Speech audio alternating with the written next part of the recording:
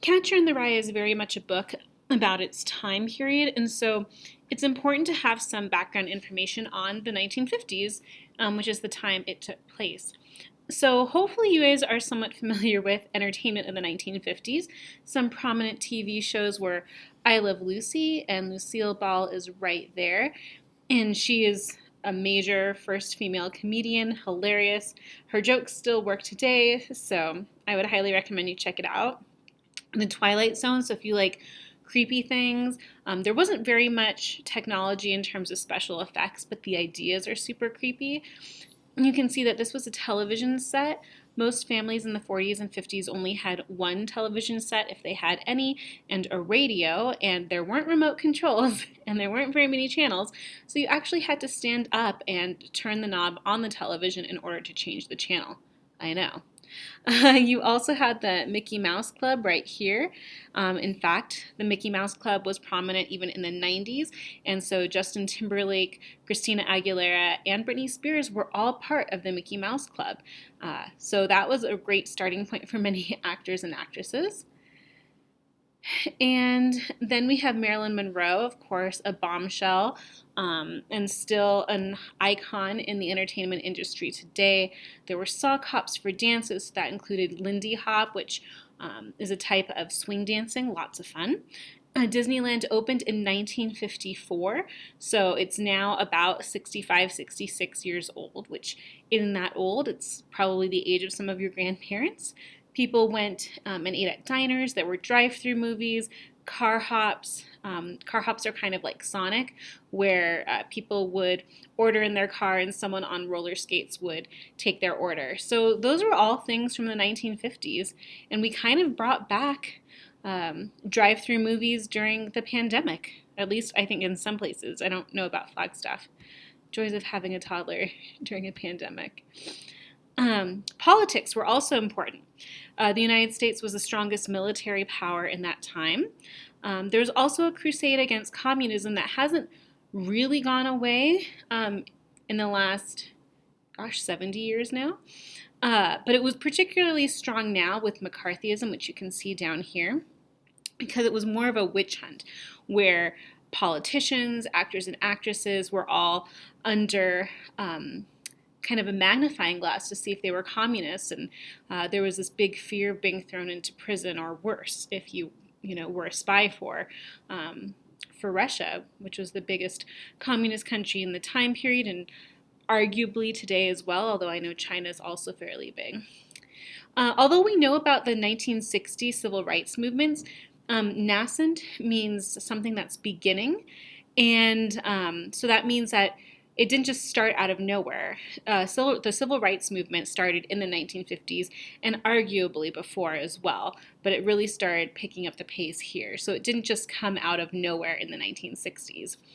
This was also the baby boom. So the baby boomer generation, which I know gets a bad rap right now, they started in 1946 after World War II and went to the 1960s. So again, your grandparents, or possibly great-grandparents, were part of the baby boom generation. The Cold War happened between the United States and Russia, and then Cuba got involved. So there was a lot of tension in the world about nuclear war and disaster ending the world. So that was kind of scary.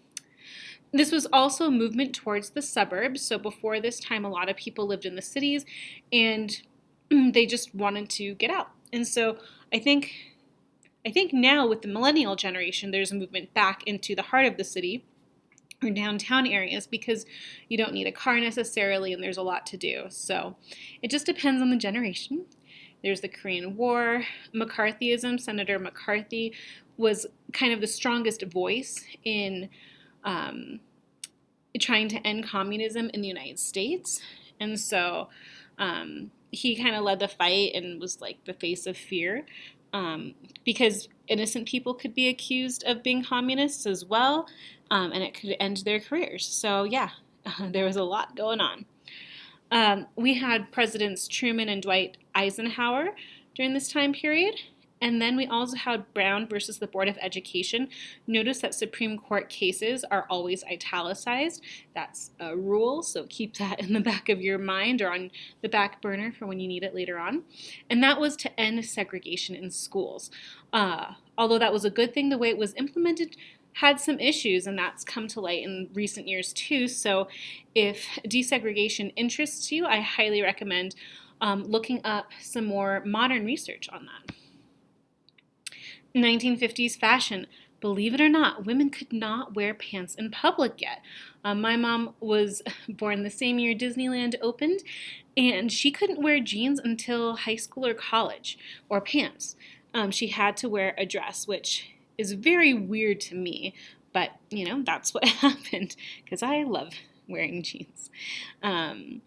Anyhow, but blue jeans became popular, so did flannel suits, which flannel and plaid was big in through the 70s. You had pinch waist dresses, which you could see right there to make the waist look really small. Poodle skirts, heels. This is when Dior and Chanel became popular, and you had the flare winged glasses. You wore hats when you left the home. Wearing makeup daily was new in this time period. Before then, it was not really socially acceptable to wear makeup every day. Additionally, hairstyles changed. You either had short curled hair or ponytails. That should say bangs, pardon me, curly or wavy hair. And then men had short hair. They slicked their hair back and had crew cuts. So that was what was popular. And last but not least, 1950s technology. So in 1950, we got the remote control, which was a game changer. So people like my dad, who is a baby boomer, when he was a kid, he had a television set, but didn't have a remote control. And then way back, actually, in 2004, he was able to play the Wii for the first time, which enabled him to, control movements on the television with his body. So it's just absolutely incredible how far technology has come in one person's lifetime. I'm almost afraid of knowing what technology is going to be like when I'm older because technology just moves faster and faster, and keeping up is going to be tricky. In 1951, you had a videotape recorder with magnetic tape instead of film. You had passenger jets in 1952, which made it easier to travel. You got blenders and toasters, the washing machine. So that made women's lives more easily because in this time period, it was really a woman's job to clean the house and to cook, especially after she was married. And so that made keeping the house organized and clean and cooking just made it a lot easier. The radio was still popular, and then you also got electronic musical instruments like organs, drums, guitars, and accordions. So these were all things that were happening in the 1950s.